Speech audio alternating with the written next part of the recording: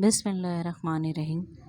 ماہرین کہتے ہیں کہ 1 سے 7 سال کی عمر تک کے بچے کی عمر سیکھنے کے لحاظ سے سب سے اہم اور بہترین ہوتی ہے۔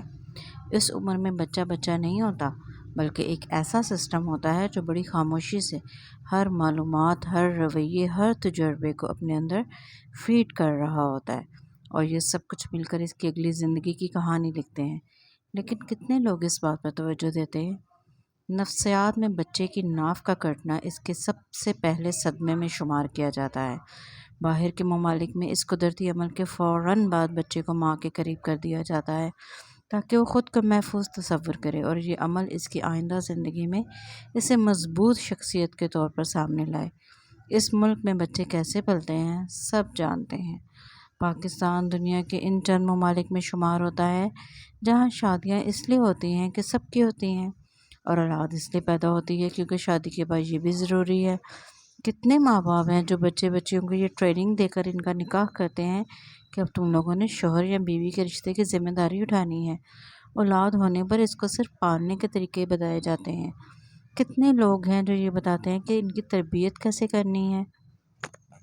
ایک استاد کی حیثیت سے مجھے مختلف اسکولوں، اکیڈمی اور ایک گورنمنٹ کالج میں 11ویں 12ویں جماعت کی بچیوں کو پڑھانے کا اتفاق ہوا ہے۔ کالج میں تو کم، مگر اسکول اور اکیڈمی میں مجھے آج تک وہ والدین نہیں ملے جو اپنے بچے کی بری عادت کے بارے میں سوال کرتے ہوں۔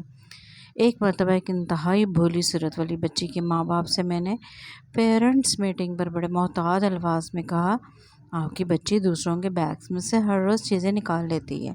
اس کے بعد میری پیشی سیدھی پرنسپل آفس میں ہوتی، جہاں مجھے سمجھایا گیا کہ ایسے کسی ایشو کو والدین کے سامنے نہیں لانا کیونکہ وہ کبھی نہیں مانیں گے، الٹا بچے کا اسکول تبدیل ہو جائے گا۔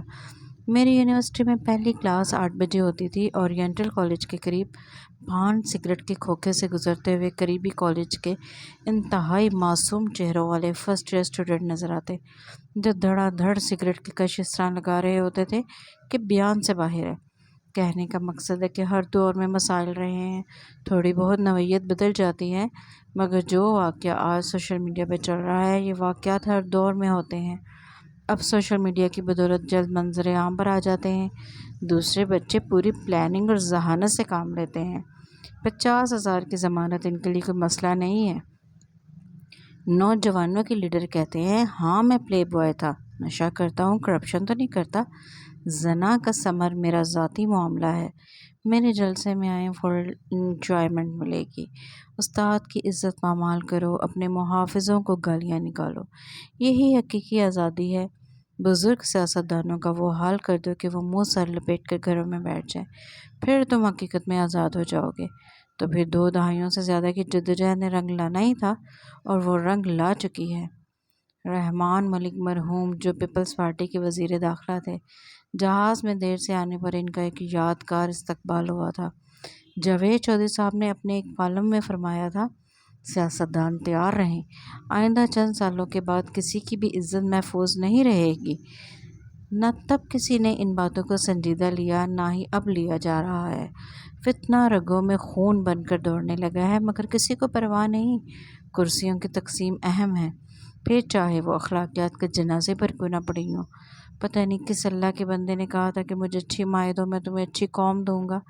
ماں باپ سوچ لیں، نور مقدم یا سارہ کی طرح موت دلوانی ہے، یا دعا زہرا کی طرح اپنی عزت کا تماشا بنوانا ہے۔ فیصلہ آپ کے اپنے ہاتھ میں ہے۔